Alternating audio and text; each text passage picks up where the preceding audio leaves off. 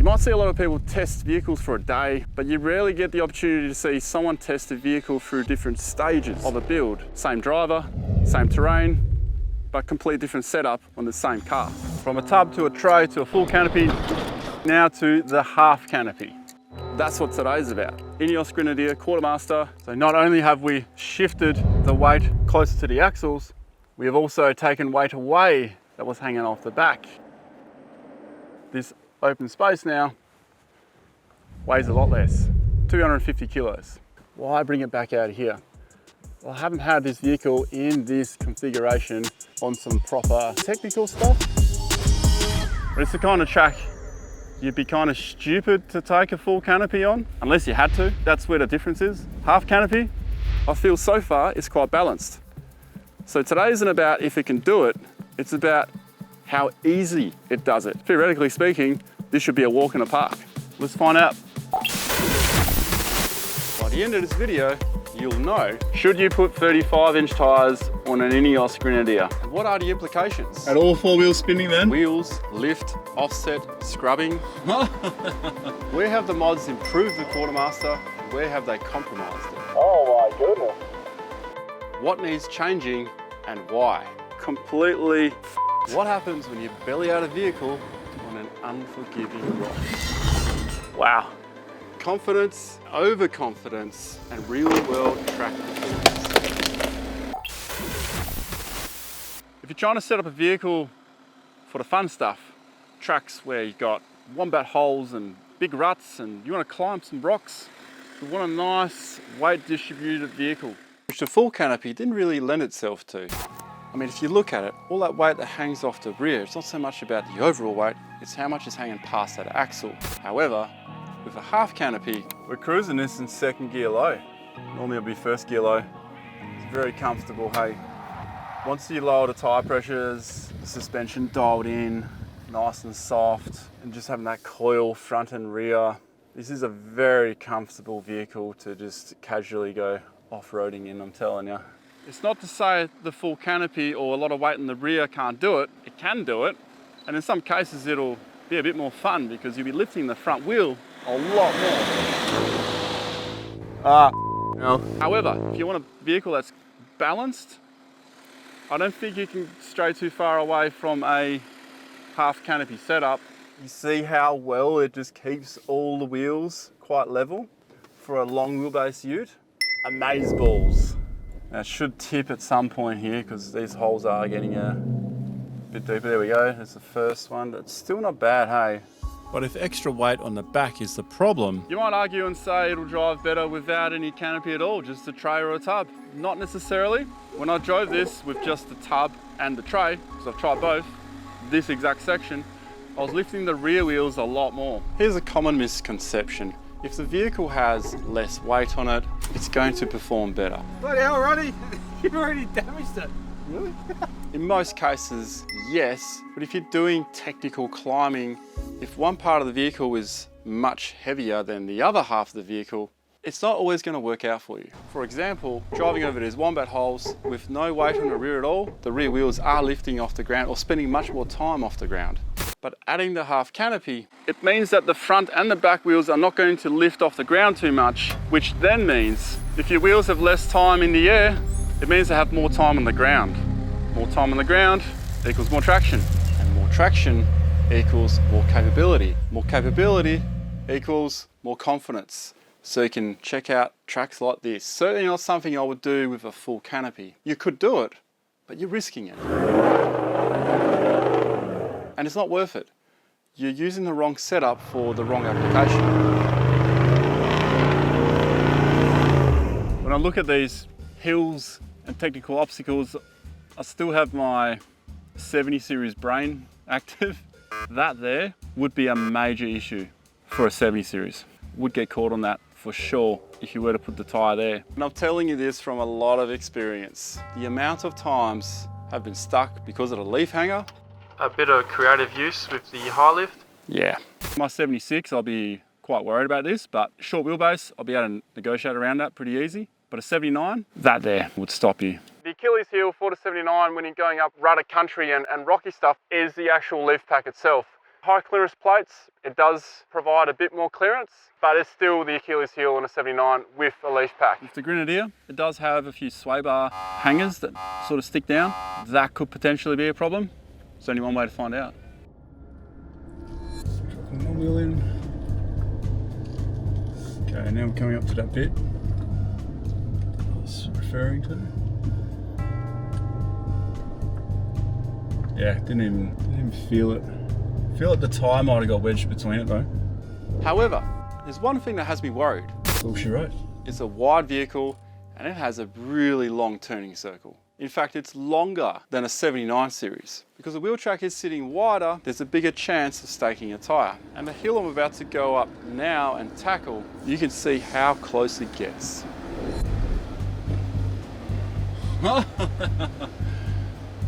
Oh my goodness. How close am I? Your fender, maybe like 300 mil. Lucky the tray's not wider, eh?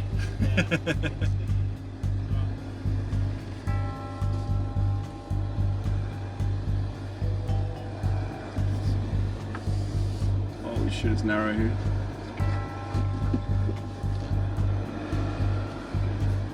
Let's get that front locker in. Twin lock now.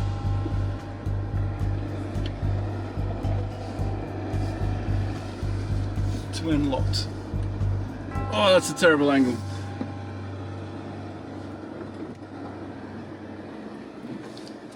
Did it though.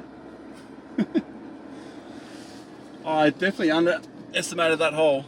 And although I'm very confident with the Quartermaster now being so well weighted, I do get myself into a little bit of trouble later on with overconfidence. Wow, that's my watered down version of oh. You're probably wondering about 35-inch tyres. How good are they on the Grenadier? Now, I haven't really spoken about the 35-inch yet. I would have out in the desert.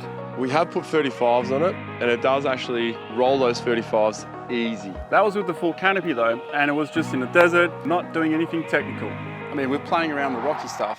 How good is the Grenadier really with that size tyre? How does the BMW 3-litre diesel handle the load of the 35s? Alright, let's try first gear low and not touch the brakes at all. That's completely off the brakes there. And that felt-in control. No problem whatsoever. It's got 8 gears. I haven't touched any pedals since the top. Which is wonderful. But how does it compare to the king of downhill rolling with 35s? Well, I just so happened to put it up against the 2.8 litre 70 series and the V8 70 series.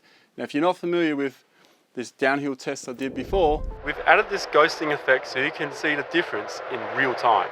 Between the two, you can see there's a massive difference between the 2.8 and the V8.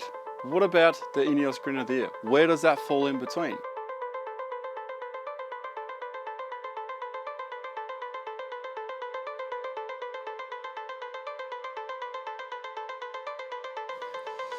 And there you have it. It's kind of in the middle, but leaning more towards the 2.8. I'll be lying if I said I wasn't slightly disappointed, but it's still pretty good. There's always good and bad that comes from adding bigger tyres to a vehicle. And what I was really seeking was better clearance and better traction. Oh my god, I'm so close. His last time was smaller tyres and no lift. I thought you had it, to be honest. Honestly, just a lift would sort this out.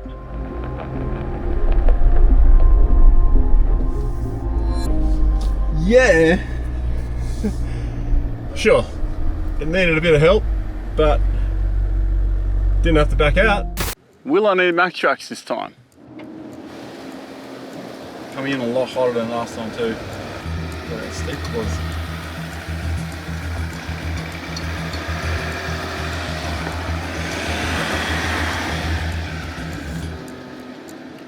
Had all 4 wheels spinning then. But I got up. Feels like a win, but not a triumph, because it was still clawing for traction. So what was the problem there? Well, no surprise it made it up, because last time it just lacked that little bit of clearance, and this time we have 35s, 3-inch lift. Clearance was no issue at all. It was a traction. These two front tyres are completely And that's because my wheel alignment went out after the desert trip. I drove with them all the way to Adelaide, all the way back to Perth. Yeah, the tyres are gone. I need these two fronts replaced. And that's what I'm putting it down to coming up. It was at a point where the front and the back were fighting at the same time. Had all four wheels spinning then? And having the fronts bald made the front pivot. But then when I gave it a bit more right foot, my theory is that I heated the tyres up and it crept up. Awesome. Might be all good and well talking about 35s, but how do we fit them? What size lift do you need? I can guarantee with a 3-inch lift, you can fit 35s to an INEOS Grenadier. Do you have to change the bull bar? No. Going by this splash guard, which is in the same spot, this is no longer the factory bar, this is an off-road animal bar. And with the whole tray on the back, it's not going to scrub. However, with a tub, I can't answer that question. I suspect that maybe with the tub it might scrub. And I'm only saying that because when I borrowed the other Grenadier, With the tyres and the rims, it was scrubbing on the back only. It only had a 40mm lift and there were 34-inch tyres. 305, 70, R17. What size offset, what size rims? These are 17s, so I could get more rubber out of the tyre. Offset, I believe it's a plus 40. Come out 20mm to allow for the wider tyre. But what about the lift kit?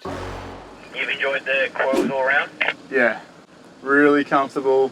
It tends to absorb everything like a cushion, even with the airbags in, which was something I was questioning. One concern I had about adding airbags to this car, they're mainly there for carrying loads. So now that I don't have that much load on the rear, was the restriction of droop and flex while you're driving. Are they going to hinder me off-road? But I don't see that being too much of a problem. It looks like the wheel's falling off. I'm not used to seeing that.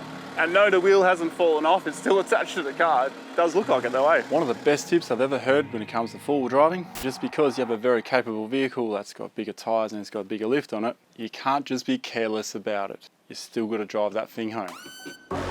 Heading downhill on this gnarly climb.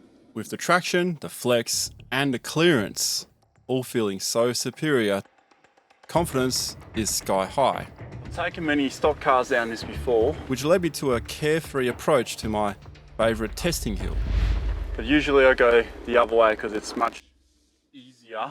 A hill I've taken many vehicles up in the past. You gotta be careful. I've actually got no idea where I am at the moment as well, in terms of wheel placement, because I can't see anything and I just slip, then I'm on a rock. Alright. I have to get that way now.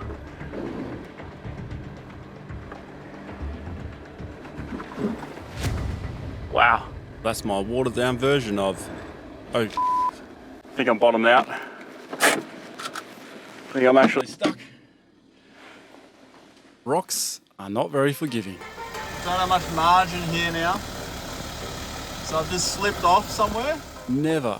Just assume she'll be right. If I go back, I'm just going to belly out on something here. 3 ton plus, dragging over a rock. The consequences could be as horrible as the sound. This hill, you just lose sight of where you are. So I'm actually meant to be half a metre that way. Tricky part's going to be to keep it in line with that. So I don't want to be going down there because then I'm completely off track there. I still ended up having to get these out. Slowly inching forward in first gear low ensures the traction boards don't get bumped off, lifting the underbelly over the rocks.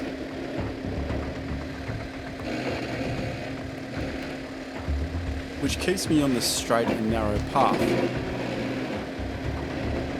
Oh yeah, now leaning that way. Oh man. Alright, we're down there. Oh, I've got to go across this way now. Oh, this angle sucks. This angle sucks. Oh no, now the back's got to climb over that one.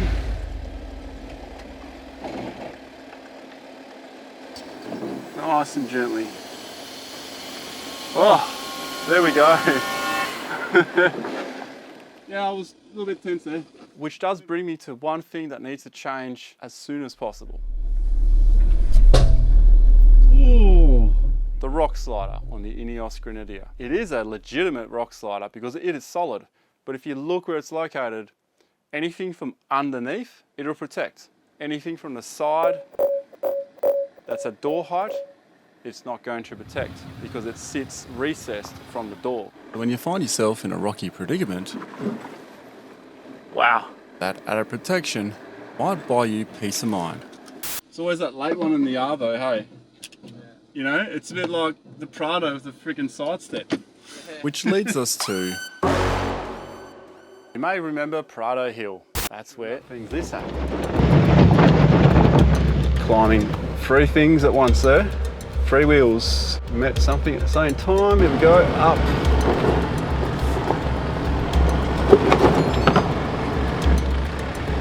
Oh, thank goodness it held. What happened? Oh, yeah.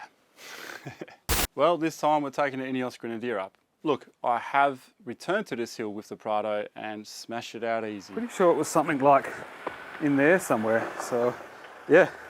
Good luck with that. What are you doing? Huh? You're trying to redo it, aren't you? Oh my god. You are funny. I lost sight of it actually. Am I over it? Yeah, you went straight over the top. Oh wow. The reason why I'm bringing this up is because the INEOS Grenadier Quartermaster is designed for off-road in mind. I'm back at Pra Hill. So being able to do this shouldn't be a surprise. It's very loose.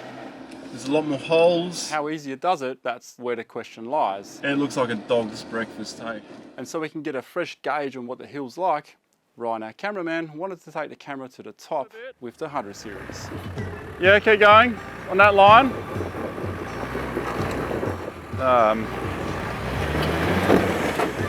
And didn't get very far. Yeah. Do you want to back out of it? And it's mainly due to not having a front and rear locker.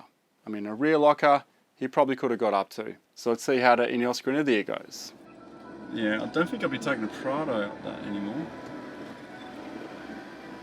We're going to need the front locker in too.